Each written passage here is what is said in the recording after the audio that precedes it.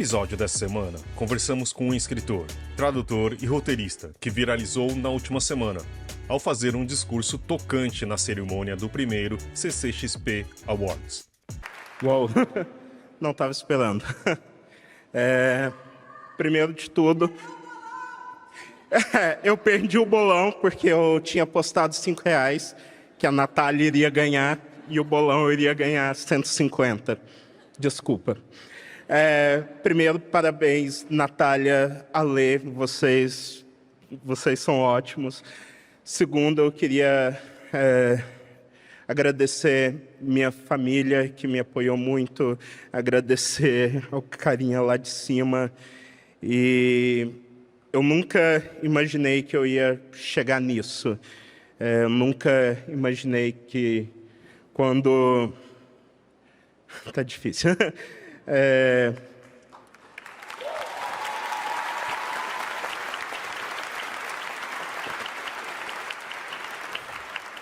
Nunca imaginei que quando eu era uma criança adotada, que depois ficou órfão aos 1 ano de idade e depois aos 11, que eu poderia chegar aqui. Eu não achei que quando eu fui expulso de casa eu poderia estar aqui. Eu não achei que quando eu estava comendo restos dos pratos das pessoas na faculdade eu poderia estar aqui. Mas, que nem diz o meu ídolo, Lewis Hamilton, isso aí é para todo mundo que sonha o impossível. Editado em diversos países, incluindo Inglaterra, Alemanha, Polônia, França e Portugal, Jin Hanotsu é o autor de O Serviço de Entregas Monstruosas, premiado no evento da CCXP, A Batalha do Campo Monstro, Honey e o Sino da Divisão e muitos outros. Atualmente trabalha ainda na nova versão cinematográfica do Sítio do Pica-Pau Amarelo e em outros projetos de livros, filmes, seriados e storytelling publicitário. Já com um currículo de respeito e uma figura cheia das mais diversas referências, das mais pops até as mais literárias, Jin falou com a nossa equipe sobre suas obras, suas referências e inspirações. Em uma conversa ao mesmo tempo divertida e profunda, ele compartilhou ainda mais como leva temas complexos para o público infantil e jovem e sobre seus próximos trabalhos. Esse podcast é um oferecimento da MVB Brasil, empresa que traz soluções em tecnologia para o mercado do livro. Além da MetaBooks, reconhecida plataforma de metadados, a MVB oferece para o mercado brasileiro o único serviço de EDI exclusivo para o negócio do livro. Com a PubNet, o seu processo de pedidos ganha mais eficiência. E já ouviu falar em POD, impressão sob demanda? Nossos parceiros Não Livro são referência dessa tecnologia no Brasil, que permite vender primeiro e imprimir depois, reduzindo custos com estoque, armazenamento e distribuição. Com o POD da Um Livro, você disponibiliza 100% do seu catálogo sem perder nenhuma venda. Esse é o episódio número 227 do podcast do Publish News, do dia 25 de julho de 2022, gravado no dia 21. Eu sou o Fábio Errara e esse episódio conta com a participação de Thales de Menezes, Karina Lourenço e Thalita Facchini, e a edição de Fábio Errara. E não se esqueça de assinar a nossa newsletter, nos seguir nas redes sociais, Instagram, YouTube, Facebook e Twitter. Todos os dias com novos conteúdos para você. E agora, Jin Hanotsu. Jin, queria agradecer muito a sua presença. Acho que tem sido dias bem especiais para você, né? Tem um motivo, uma boa desculpa para você estar aqui conversando com a gente. E primeiro o seu discurso foi incrível, eu me emocionei, assim, e claramente você também estava, né? E a gente tem um grupo aqui que é fã de Fórmula 1 ainda, então tem outra camada ainda. Sim. Mas eu queria começar com o seu começo, né? De como você começou a escrever. Eu acho que por engano, sabe? Basicamente começou por engano. Porque, na verdade, o meu sonho era fazer revistas em quadrinhos, sabe? Eu queria ser, sei lá, o Stan Lee. E aí, tipo, eu sou extremamente incompetente na arte do desenho. E eu tinha um amigo que escrevia, que desenhava. Eu falei, poxa, então eu escrevo a história e você desenha. Então, meu início ali com 11 anos de idade foi basicamente esse. E teria continuado assim até, tipo, pegar A Ilha do Tesouro, do Robert Louis Stevenson, na biblioteca. E é uma história que eu sempre conto que enquanto eu estava lendo, tipo, eu senti o cheiro do mar numa cena que estava narrando, tipo, tiros na paliçada. Eu realmente entrei tanto no livro que eu senti o cheiro da pólvora, eu senti o cheiro do mar. E aí eu fiquei assim, putz, eu quero fazer isso, sabe? Tipo, eu quero escrever igual o Robert Louis Stevenson. Tanto que minha meta de vida é um dia ir lá na ilha de Samoa, onde o Stevenson está enterrado, sabe? Para tipo, pagar meus respeitos. Mas e na parte prática, assim, tipo, e do ofício mesmo? Como que foi isso? Foi meio esquisito, assim, porque até como eu indiquei no meu discurso, assim, minhas condições na época eram menos do que ideais, assim, sabe? Tipo, eu morava com alguns parentes e que eu acho que meio que eu era um fardo lá. Então eu começava a escrever principalmente em caderno brochurão e tal, e depois até uma máquina de escrever que um vizinho emprestou, e tinha muito assim de a escrita como refúgio, sabe? Porque era uma situação de vida bem complicada assim na época e eu passava bastante tempo criando histórias. Então, com o passar do tempo, isso foi evoluindo, sabe? Tipo, no quesito de que eu fui lendo outros autores e outro tipo de coisa foi me influenciando. E aquela influência do Stevenson aos poucos foi sendo substituída por gente tipo Jack Kerouac, Thomas Pynchon, coisas completamente aleatórias que eu continuo gostando muito de literatura pós-moderna, assim, e foi isso que eu fui absorvendo e tentando escrever, até cair no infantil, por acaso também, que era, cara, eu queria escrever coisas mais épicas, etc., mas eu era muito bom escrevendo piadas, então eu fui juntando meu gosto pelo humor, que, tipo, por isso que eu amava tanto Mark Twain, com o meu gosto por escrever histórias jovens. Então as duas coisas se casaram ali. E é isso que eu faço. Eu escrevo, eu brinco dizendo que eu escrevo elegantes piadas de peido. E hoje, escrevendo elegantes piadas de peito, é um autor com mais de 13 obras publicadas, escritor, roteirista, tradutor, enfim, é uma outra realidade que você mesmo criou, né, no seu universo. E além do livro que foi indicado ao CCXP Awards, a primeira edição, as entregas monstruosas, você também tem a Batalha do Acampa Monstro, né? Que eu acho que também é um outro que faz super sucesso. Como é que surgiu a história desse livro em particular? Nossa, isso é muito engraçado, assim, porque eu geralmente, quando eu vou brincar de escrever um livro, eu escolho com qual estilo literário eu quero brincar primeiro, com qual gênero, com qual tradição. E os livros do Acampa Monstro, o segundo eu estou terminando agora, eles são muito influenciados por um estilo de livro juvenil do início do século XX, ali 1910, 1920. Existiam séries de livros de aventura, alguns continuam até hoje, tipo Nancy Drew, Hard Boys, que tem um seriado, e eram sempre assim, jovens investigando alguma coisa. E dentro desse filão, existia um filão de histórias de escotismo.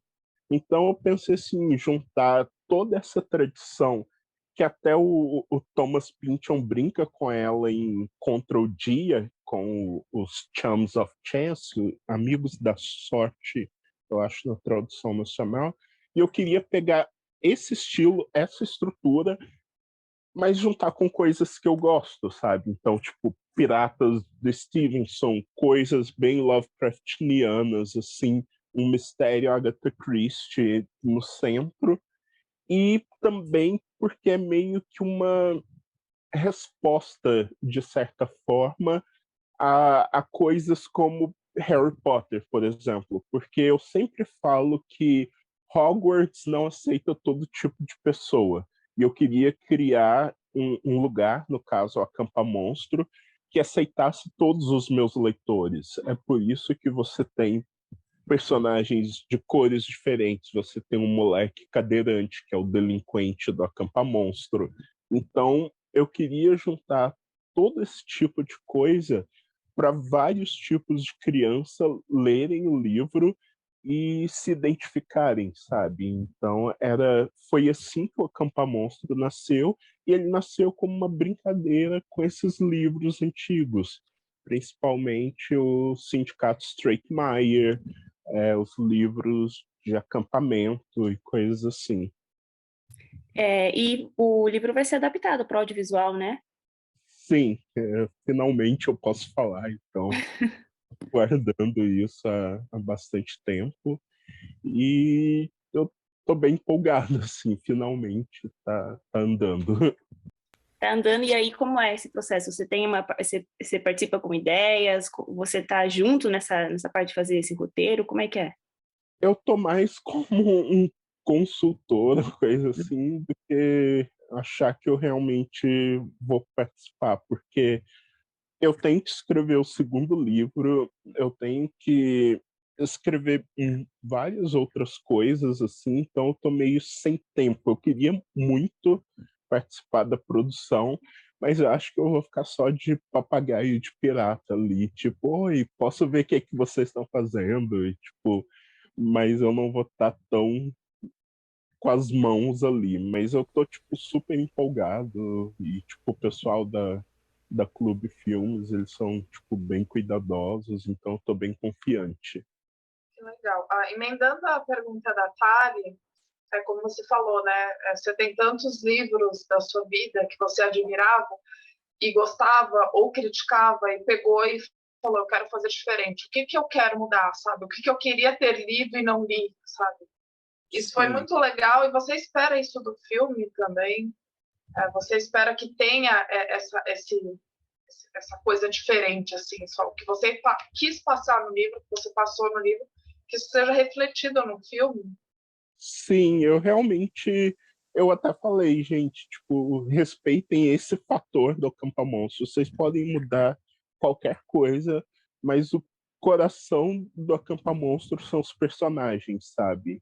Então, tipo, os escoteiros ali, tanto que, tipo, muitos escoteiros de verdade leem o livro e sempre comentam, putz, seu escoteiro, eu amei o livro porque é realmente igual um acampamento nosso e tal. E isso vem dos personagens. Eu falei, gente, mantenha o foco nos personagens, vocês podem mudar o que for necessário, mas é importante que o coração da obra continue ali, sabe? Mas eu tô bem confiante, eu só quero, na verdade, sentar e assistir o que sair. Eu te conheci e tal, você falou assim, é aquela coisa da Flip, a gente se esbarrou pra jantar, etc, né? E aí, tipo, me surpreendeu muito a gente conversando lá, passamos horas e horas conversando, e você falou assim, eu sou autor e tal. E eu fiquei muito curioso, tô no mercado faz um tempinho, e você falou assim, putz, e como que seus livros vendem, né? Tipo, putz, né? Você falou assim, não, olha, eu não posso. Você sempre é muito modesto e falou assim, putz, meus livros vendem muito menos no Brasil, ou tipo, ou são meio escondidos, né? E uma das outras coisas é que você parecia não acreditar também por ser um livro infantil para ganhar esse prêmio, né? Me fala um pouco dessa invisibilidade ou alguma coisa assim que a gente não vê tanto esse tipo, gênero, ou como você queira chamar, de livros um pouco na frente ou nas discussões, né? Me fala um pouco sobre isso. Olha, eu acho que um- uma coisa que a gente tem uma tendência é sempre valorizar o que é adulto, sabe? Isso seja na televisão, é só você ver a onda de filmes dark, sabe? Tipo, e se o Superman fosse do mal, ou coisas do tipo. E a gente tem sempre essa valorização do que é adulto, às vezes só pelo conteúdo de violência ou sexo ou coisas do tipo. E uma coisa que a gente tem muito aqui no Brasil é esse preconceito, sabe, entre quem lê a ficção literária, como chamam por aí, e quem lê as outras coisas. Enquanto eu sou da crença de que um livro ele é bom ou ele é ruim, sabe? E ele sempre opera dentro das suas próprias lógicas. Então é mais ou menos assim. Eu já li livros literários que eu achei horríveis, enquanto eu acho O Vento nos Salgueiros, do Kenneth Graham, uma das maiores obras literárias que eu já li. E eu aprendi muito mais sobre compaixão e caridade lendo o Ursinho Paddington do que lendo certas coisas que se julgam sérias. E eu acho que isso sofreu 2 choques recentes, que foi no Jabuti do ano passado, quando você teve um livro infantil, o Saga Trissuinorana, algo assim. Nossa, eu nunca sei. Ganhou o Jabuti de livro do ano, e é um livro infantil, sabe? E você um livro infantil que discute temas ambientais seríssimos e levou o prêmio de livro do ano, tanto que isso chocou o establishment, por assim dizer. Algo que já tinha acontecido antes, quando a Maria Estela Rezende ganhou pelo A Mocinha do Mercado Central, que é um livro lindo que discute temas muito pesados até, um livro juvenil, que ganhou de livro do ano na época da polêmica do jurado C no Jabuti, algo assim.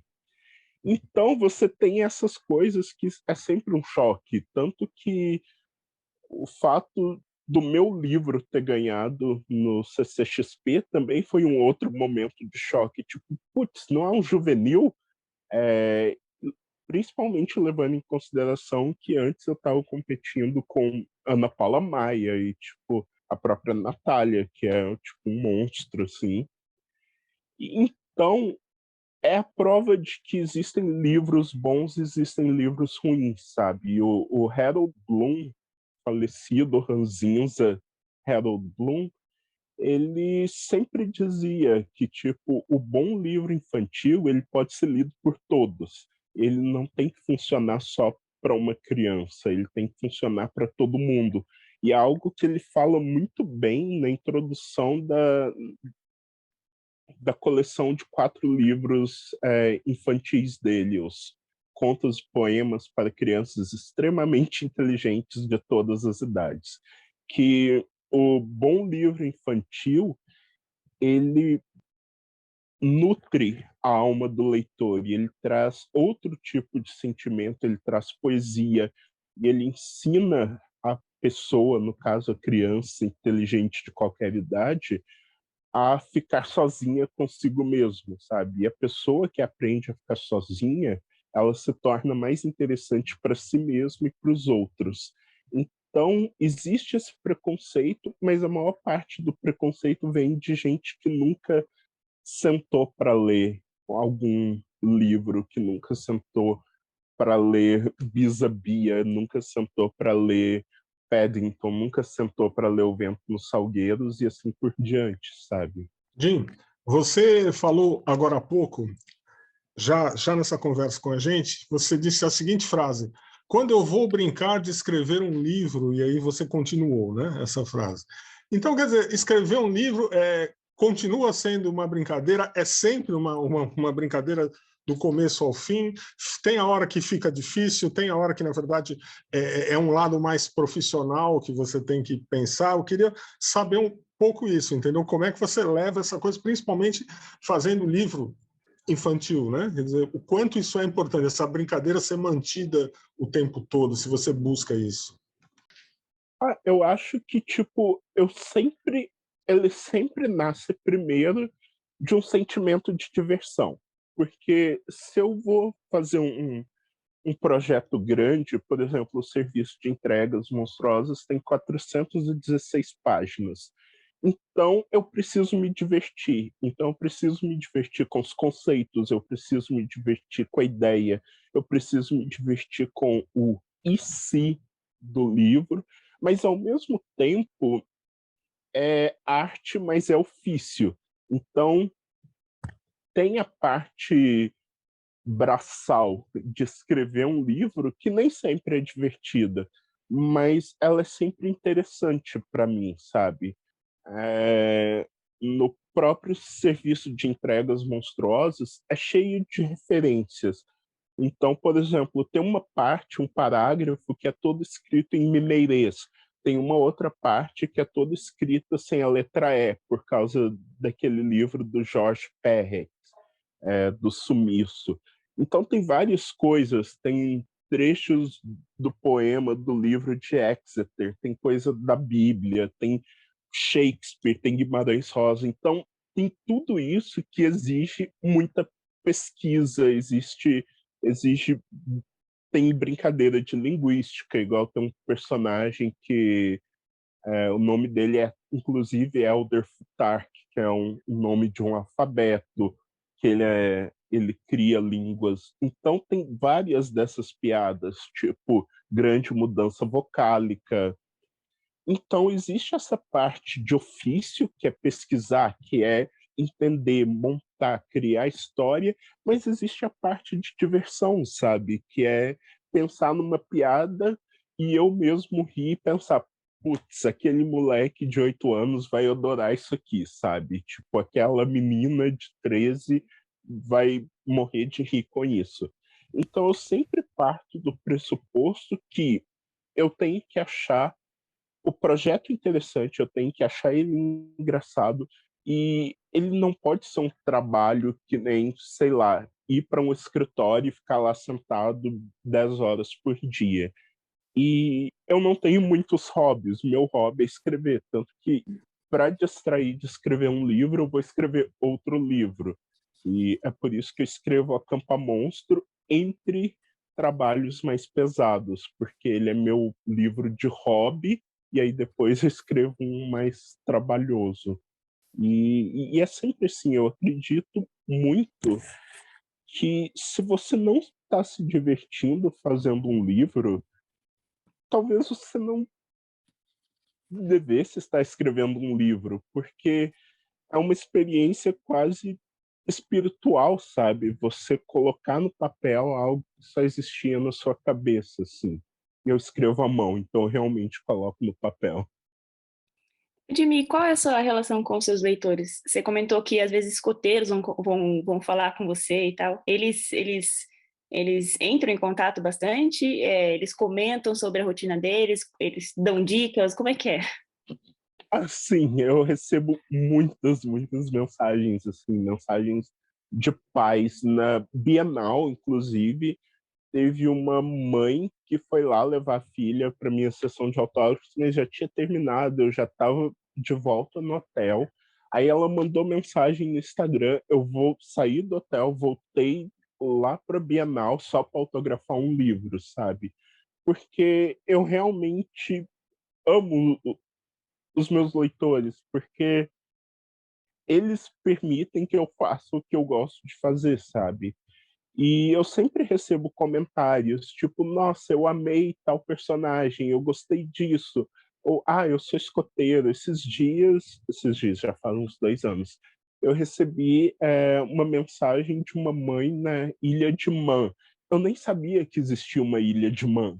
Então é muito legal saber onde os meus livros chegam, assim, tipo, gente com a qual eu nunca teria contato, tipo, na Alemanha, na Polônia, escrevem para dizer: putz, eu gostei muito do seu livro, eu fiz um trabalho sobre ele na escola. E, principalmente, uma coisa que eu faço é tentar dar atenção para todas as crianças que entram em contato, sabe? Porque muitas vezes o único incentivo que elas têm é na escola, muitos não têm incentivo em casa ou coisa assim, então eu sempre vou fazer o meu possível para responder dentro do possível a todos os pais e as crianças que entram em contato, assim. Jim, se eu não estiver muito enganado, você também é pai agora, né? Faz um tempinho, é isso? Sim, eu fui bombardeado com isso. E mudou alguma coisa? Tipo, porque pra mim foi uma coisa que todo mundo fala, né? Que com o transformador é. Mas é tipo você ter seu público em casa, quase, né? Claro que não nesse momento, imagino, né? Tipo, tá bem novinho, mas como que é isso e ver pela perspectiva dele, essa sua relação também com outras crianças, deve ser outra coisa, né? Mudou tudo, sabe? Mudou tudo. Tipo, no final do poema Os Homens Ocos, do T.S. Eliot, ele diz que é assim que o mundo acaba, não com uma explosão, mas com um suspiro. Aqui é o contrário, sabe? O mundo está acabando com uma explosão, porque de repente tem uma criança correndo, e tem uma criança que agora fala, vai fazer 3 anos na segunda-feira, e fala, e eu notei que, tipo assim, eu não entendia nada de criança, sabe? Porque eu acho que eu escrevia do ponto de vista tentando lembrar a minha infância, sabe? Que nem o Bentinho Dom Casmurro tentando juntar as duas pontas. Era eu adulto olhando para trás. Hoje eu assisto pelos olhos dele, sabe? Eu vejo pela lógica dele. E que foi algo que, assim, até me perguntaram esses dias: putz, Tim, o Pudim, o dragão do serviço de entregas, é o seu filho? Ele é uma criança porque se comporta exatamente igual. E tem um pouco ali, sabe? Eu notei depois dele que o meu entendimento de crianças mudou e o meu entendimento de mundo e o que eu achava, tipo assim, os pequenos desafios cotidianos, sabe? Porque nós, como adultos, a gente está sempre muito preocupado com contas e coisas do tipo, enquanto para uma criança um desafio épico, às vezes, é subir em cima de um lugar, sabe? Então me deu uma noção de escala muito diferente para o mundo ao meu redor, sabe? Que nem sempre você precisa enfrentar uma montanha de fogo para ter um desafio épico, porque para as crianças o desafio épico está muito mais perto, assim. Então isso mudou totalmente a minha visão, o tipo de piada que eu comecei a prestar atenção, sabe? Tanto que esses dias eu notei que eu estava assistindo Masha e o Urso de forma não irônica. E foi engraçado que eu fui assistir Peppa, Masha, e eu assisto tudo isso, sabe? Que era um mundo com o qual não teria contato se ele não tivesse em casa. Eu só gostei das referências novas que ele tá tendo agora no dia a dia. Não, que eu também passei por isso, né? Meu filho tá com 6 e só. Não é a minha pergunta, mas que o quão incrível. Outra coisa que é incrível é quando ele começa a ler. O meu ama livros, assim, ele realmente ama livros. E ele tá no ponto agora que, tipo assim, a gente tava lendo Como Treinar Seu Dragão com ele, que tem pouquíssimas imagens, assim, e ele fica escutando, assim, e já tá, sei lá, no quarto livro, e eu levo ele para a escola todo dia e ele fica contando, não, porque o Norberto aconteceu isso e isso no livro. Então, ele tem até tipo uma mini biblioteca de tantos livros e é algo que tem na nossa casa inteira aqui. Então, é muito doido ver isso. Jim, durante toda a nossa conversa, deu para perceber que você é cheio de referências, né? Você citou vários livros, você citou vários autores que te inspiram, e no seu discurso, acho que eu e o Fábio estamos loucos para querer falar mais sobre isso também. No seu discurso na CCXP, você disse que eu li também você falando que foi algo inusitado, você não tinha preparado nada, porque você, que nem você também já comentou, você chegou lá achando que não ia ser o vencedor, né? Então, a pergunta geral é quem te inspira? Quem tanto te inspira, além do Hamilton que você citou no seu discurso, quem tanto te inspira na hora de, tipo, escrever e até na sua vida no geral, assim? Eu acho que é difícil, são tantas inspirações, assim, tipo, porque eu sou meio que um acumulador, assim, de referências, sabe? E eu acho que eu tenho uma referência para cada tipo de coisa, assim. Eu sou influenciado no meu humor por, sei lá, Douglas Adams e Mark Twain. Se eu tô andando na rua e eu tô me sentindo triste, eu vou lembrar de algum verso de um poeta que eu gosto, sabe? Se eu tento, se eu tô desmotivado, eu penso no Lewis Hamilton. Então, eu tenho várias referências de várias coisas, porque, assim, não sei se eu cheguei a comentar, mas eu sou autista e TDAH. Então, tipo, meu cérebro basicamente vive em constante caos, assim. Então, eu tenho milhares de referências e todo o meu mundo, a forma como eu enxergo o mundo, ela vem das minhas experiências literárias e artísticas e coisa e tal. Para mim, uma forma de interpretar o mundo é justamente através das coisas que eu já consumi, sabe? Então, por exemplo, eu lembro eu adolescente sofrendo de dor de cotovelo por causa de uma menina e eu li e reli o Grande Gatsby, sabe? Eu li e reli Dom Casmurro porque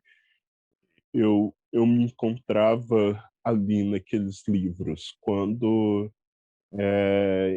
tipo um período de faculdade que foi horrível para mim. Eu lia muito Charles Dickens, sabe? Porque Dickens, principalmente em Grandes Esperanças, como diz o título, me motivava a grandes esperanças, sabe? Então, toda a minha forma de entender o mundo, ela vem através da linguagem, ela vem através dos livros, ela vem através dos filmes que eu amo, ela vem através dos sentimentos que eu vejo filtrados pelos outros, sabe? Porque se depender de mim, eu sou meio ruim com o meu próprio emocional. E acredito que já que você não esperava que o seu livro saísse vencedor do prêmio, você também não esperava que o seu discurso ia viralizar, né? E como é que Não. foi depois que você, né? Depois que você fez todo o discurso de você ver que um monte de gente apareceu te parabenizando, dizendo que ficou emocionada, como é que foi? Cara, foi muito bizarro, sabe? Porque o meu discurso, inclusive, foi um dos mais curtos, porque eu tava doido para sair do palco. E eu não tinha me preparado, eu não tinha. Tanto que um dos comentários que eu fiz era que eu tinha ido pro evento para poder comer, sabe? E que eu tinha até com os outros escritores feito um bolão e eu não votei em mim no bolão, votei na Natália, porque eu estava crente que ela iria ganhar. Então, quando eu subi lá, eu acho que foi um freestyle, sabe? E eu não fui ver as respostas até bem depois, porque eu estava sem internet até eu voltar pro hotel e dormir e tal. E de repente chegou gente assim, putz, eu estudei com você na quarta série, sabe? E aí caiu no F1 Twitter dos fãs de Fórmula 1, que eu amo, assim, e o negócio foi legendado, colocaram, tipo, até em turco, e eu fiquei assim, gente, o que está acontecendo? E eu acho que foi inusitado, sabe? Porque não foi ensaiado, foi algo que simplesmente saiu ali, e saiu com um pouco de dificuldade, porque eu acho bem difícil falar em público. Mas eu acho que ressoou porque era uma coisa verdadeira, sabe? E eu realmente estava meio chocado de estar ali. Então foi inusitado. Comentário, você ainda deu uma lição, uma aula de como fazer um discurso de sucesso, né? Só falar sobre Fórmula 1, porque realmente viralizou. Pois é, foi muito. E eu acho que, tipo assim, é porque eu sou, tipo, fanboy número um do Hamilton, assim, de Fórmula 1 em geral, mas principalmente do Hamilton, assim. Então, tipo, toda vez para tudo eu tenho uma citação do Hamilton para falar. E quando chegou ali na hora, eu nem pensei, só me veio na mente, não. Quando o Lewis ganhou o 7º título, foi isso que ele falou. E aí, tipo, saiu. Eu sei que tem algumas pessoas, poucas, mas que já passaram por aqui, inclusive que são fãs de Fórmula 1 no mercado editorial. Mas pra quem não sabe, tipo, Lewis Hamilton, e conta por que você tem essa admiração por ele. Pra mim, o maior piloto de todos os tempos da Fórmula 1, mas vou deixar com você.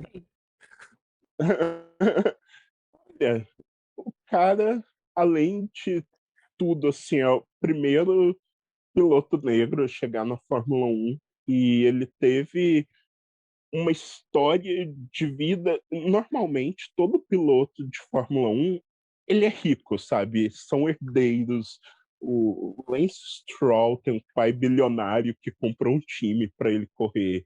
Você tem, tipo, Max Verstappen é filhinho de um cara que já era piloto. E é sempre assim. O Lewis era um cara pobre, que o pai tinha 3 empregos para pagar o kart, sabe? E ele chegou lá, tipo, por puro talento, pura força de vontade, assim. E sem contar que ele tem uma coisa que os outros pilotos, com exceção do Sebastian Vettel, não têm, assim, que é a consciência de que existe um mundo para lá da riqueza da Fórmula 1, sabe? Que existe um mundo desigual e que existe um mundo com situações complicadas. Ele foi o único piloto que você viu indo em marchas tipo Black Lives Matter e coisas assim. Então você tem ali uma pessoa que passou da Fórmula 1. Ele não é só um piloto de Fórmula 1, sabe?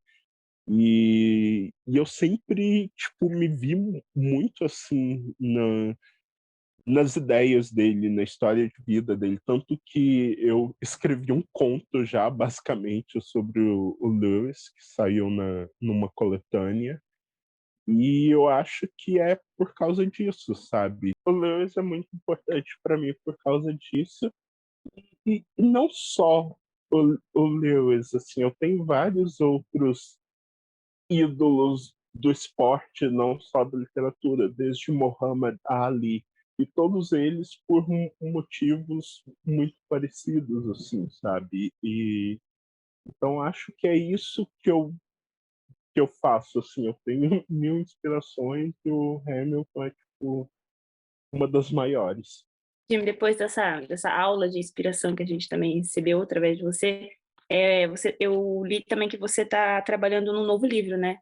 Que, segundo você mesmo, é o mais ambicioso e mais difícil, você pode adiantar algo sobre ele? Como é que é? Como está sendo esse processo? Ele realmente é o mais difícil, assim, porque eu até brinco que o serviço de entregas monstruosas nasceu das sobras de pesquisa desse. Então, tipo assim, o que eram sobras de pesquisa para esse livro que eu estava estou planejando, montando, virou serviço de entregas. Então, ele é um livro um pouco maior, assim, em questão de idade. Eu acho que ele está mais adolescente do que juvenil. E é um livro de história alternativa, uma história alternativa do Brasil, mas debatendo questões raciais e principalmente questões históricas. E eu estou tentando me desafiar, sabe? Porque depois do serviço de entregas eu pensei, tá, mas para onde agora? Como eu faço isso? Como eu vou para algo mais alto? Então, é tudo parte de um grande objetivo que eu tenho de escrever os livros jovens mais complexos possíveis, sabe? Porque uma birra que eu tenho, principalmente com o nosso juvenil nacional, que nosso juvenil é muito focado em tentar entrar em programas do governo e coisas assim. Então, a maior parte dos livros nunca passa de 100 páginas, nunca passa de muita, sabe? Nunca tem muitas páginas e eles buscam até ser muito simples, assim. Então, a gente tem uma das melhores literaturas infantis do mundo, tanto que nós temos 2 prêmios Hans Christian Andersen aqui, que é tipo o prêmio Nobel da literatura infantil. Mas quando você chega no juvenil, que lá fora eles chamam de middle grade, mas eu dei um apelido próprio aqui de ultra jovem, roubando do Carlos Drummond de Andrade, a gente tem meio que uma terra de ninguém, sabe? Porque a gente tem os chapter books, que aí você coloca a coleção Vagalume, coisa assim, mas existe esse meio que liga o adolescente com o pré-adolescente que é muito simples, sabe? É uma linguagem simples, ele é feito para ser simples. A gente tem as exceções, tanto teve um autor, acho que Schiller, o nome dele, nacional, que reescreveu Finnegan's Wake, de James Joyce, para crianças. Mas isso é ainda pouco, por isso que eu fiz um livro de 400 páginas. Aí agora eu penso, tá, em questão de temas, quão profundo a gente pode ir? Tanto que eu tenho minhas rusgas com Monteiro Lobato, que é até engraçado, porque eu estou escrevendo o roteiro de uma nova adaptação do Sítio, mas ele escrevia livros complexos, com assuntos complexos para as crianças da época dele, as crianças brancas. Mas hoje se perdeu um pouco disso. Então eu quero ver até onde eu consigo empurrar essa lógica e pensar, putz, qual seria o equivalente infantil de um Ulisses? Não sei se vai ser eu a escrever isso, eu não sou tão competente. Mas eu acho que, como ideal, eu quero que os jovens e as crianças tenham literatura complexa, sabe? E que a gente não fique só na esperança de escrever curto para ganhar um prêmio ou para entrar num edital para a escola, sabe? Mas arte pela arte, sabe? Gente, não tem como terminar melhor essa conversa, porque na minha experiência, eu lendo o seu livro, eu tô lendo ele agora, e é muito, muito divertido e tem muitas camadas, sabe? Aquele mundo que se constrói por trás é um mundo que você fala assim, eu quero saber mais, por que que tá acontecendo isso, sabe? Tem as piadas de nota de rodapé. Eu falei assim, tem uma nota de rodapé aqui. Aí você vê, é uma piada, tipo, de um outro narrador, sabe? Você fala assim, o que que tá acontecendo? É muito legal, viu, Jim? Parabéns. E realmente parece que no, é, Acho que também, pelo fato de eu ter um filho pequeno, eu comecei a ler livros infantis, que é uma coisa que eu tinha preconceito também. E você fala assim, putz, é livro bom, o texto é bom e tem muita coisa ruim também, né? Tipo, não é. Sim. Né? Mas assim, é exatamente o que você falou assim, acho. Às vezes acho que é o tamanho do texto a presença ou não de alguns elementos, né? Para se tornar adulto ou não, mas acho que no final é uma boa história e com certeza a sua é. E por isso, com certeza são livros muito bem vendidos e com um prêmio agora para mostrar isso. Tá, tá aqui em cima. Muito bom. Agora vamos para o nosso momento MVB e para as nossas indicações. E aqui com o Ricardo Costa. Ricardo, faz tempo que a gente não conversa, hein? O que tem de bom desses últimos semanas, né, na verdade? Fala aí, Fábio. Tudo bem? Tudo bom, pessoal? Faz um tempo que a gente não se fala. Especialmente tivemos nesse espaço aí, tivemos Bienal do Livro, né? Que foi muito legal. E Exatamente. era disso que eu quero. Disso. Era não, né? Disso que eu quero falar um pouquinho hoje. Foi muito legal. É, Foi um ótimo reencontro, finalmente presencial. Poder ver as pessoas, pegar a mão, abraçar mesmo. Acho que isso faz parte do ser humano em geral, e ainda mais nosso, né, brasileiros. A gente tem essa questão da comunidade, de viver perto, de se encontrar muito, muito forte, né? E a Bienal foi um espaço para isso, para o nosso mercado. Teve cheia todos os dias. Foi muito bom uma atividade de livre leitura assim, tão concorrida novamente. Eu fiquei bobo de ver quinta-feira, quinta ou sexta, já estava o aviso no site da Bienal. Se você não tiver ingressos, não venha, porque não tem mais ingresso para vender, né? Nunca vi isso. Foi Eu também não, também uhum, não. Sensacional. muito bom. Aliás, os nossos parabéns aqui da MVB, os nossos parabéns à CBL pela organização da 20ª Bienal Internacional do Livro de São Paulo, 2022. E a MVB patrocinou, né, o Papo de Mercado, ah, que foi um espaço especial de troca de experiências, de compartilhar, de ampliar conhecimentos, uma coisa focada mesmo no, nos profissionais do mercado, né? A gente foi patrocinador exclusivo desse espaço porque a gente reconhece a importância dessa conversa, essa importância da troca ali, uh, de informações, né? E a gente patrocinou mesmo porque o nosso objetivo é colaborar com o desenvolvimento do mercado.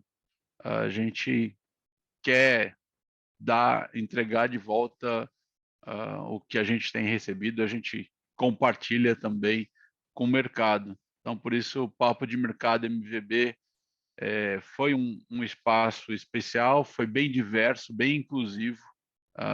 Você teve lá, várias pessoas estiveram lá.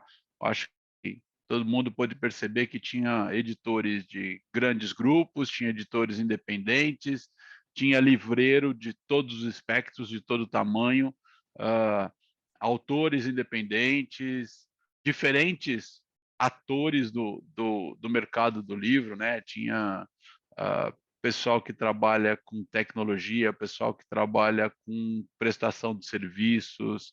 Uh, acho que todo o mercado, assim, o, o espectro completo do mercado estava representado ali no Papo de Mercado. Então, quem teve a oportunidade de passar por lá, viu boas mesas, bons papos, boas discussões. O Publish News trouxe convidados internacionais gravados por vídeo, que é um benefício da época da pandemia, né? Que a gente Uhum. aprendeu a fazer esse negócio por vídeo, né? E foi bem legal. Parabéns também aí para o Publish News pelo Interlivro, pela programação. Em breve, nós teremos vídeos disponíveis, tanto no site da MVB, quanto no site da CBL.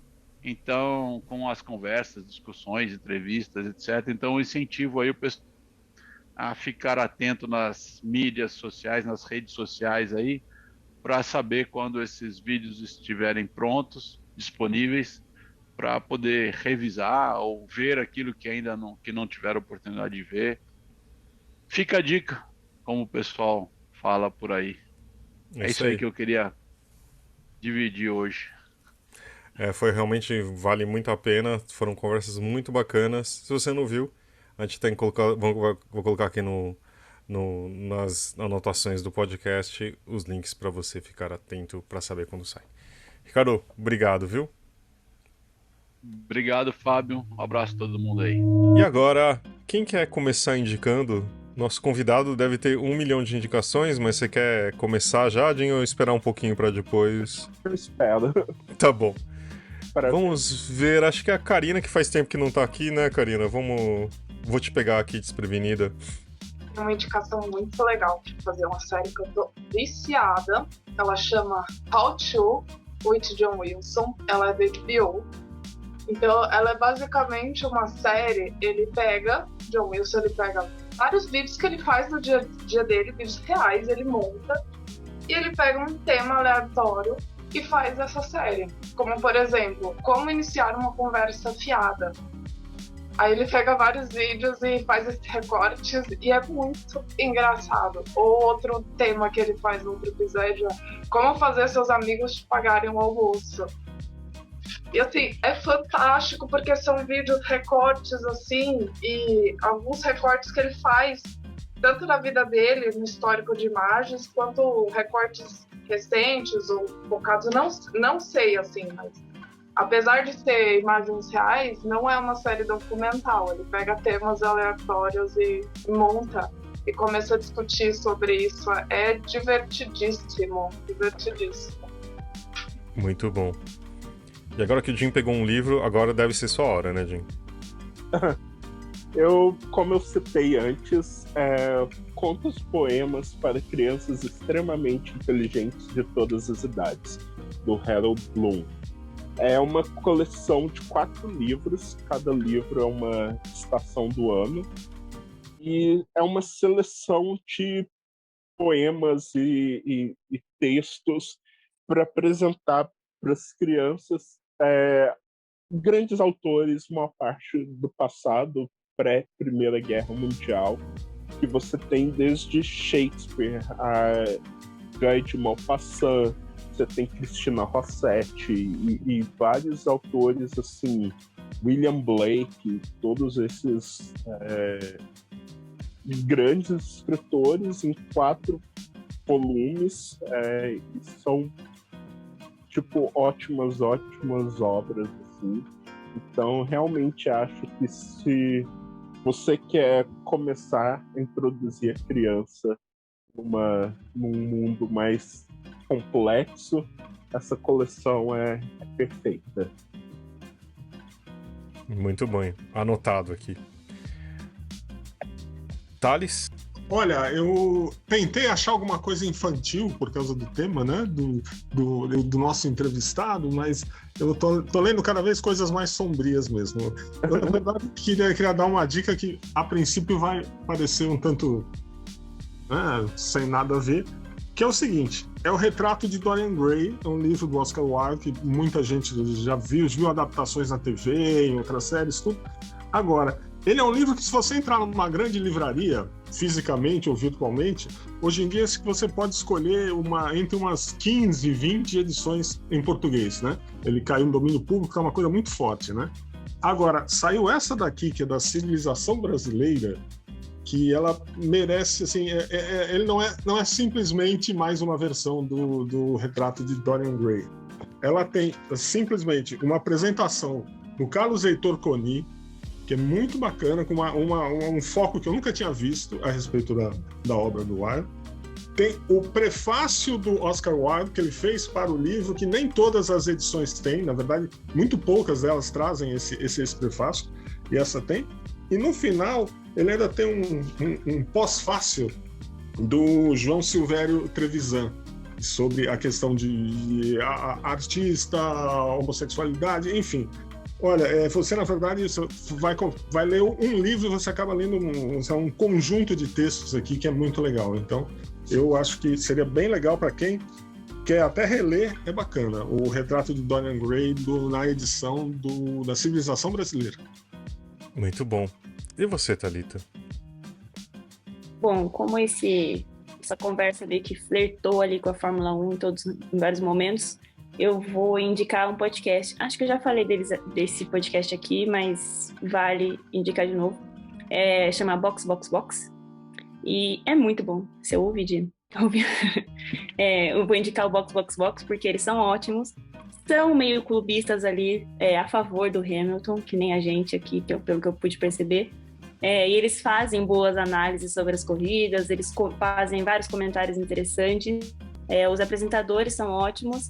E toda vez que eu ouço, lá pela quarta-feira, quando eles lançam um novo episódio, eu espero que eles externem todas as emoções que eu vivi domingo assistindo a corrida. Então, eu acho que vale muito. Para quem gosta de Fórmula 1, claro.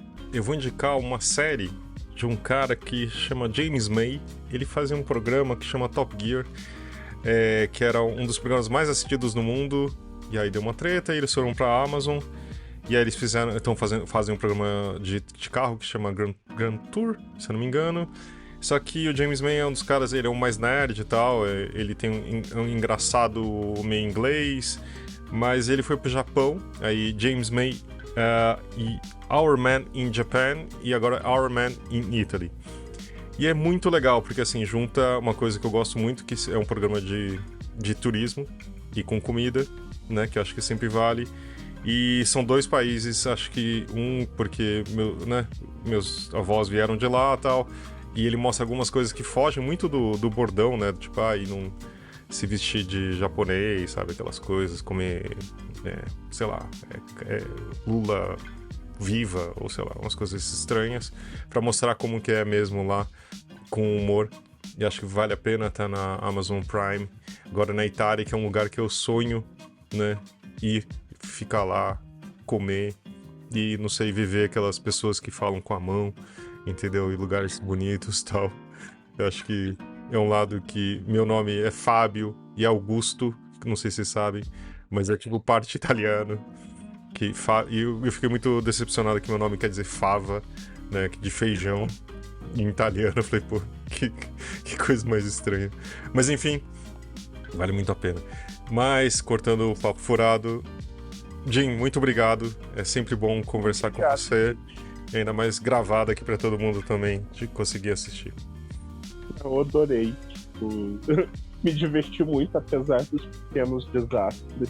Tipo, uma criança atacando Molden. Então, obrigado, gente. E valeu. É isso aí. Obrigada, Jim. Obrigada, pessoal. Obrigado.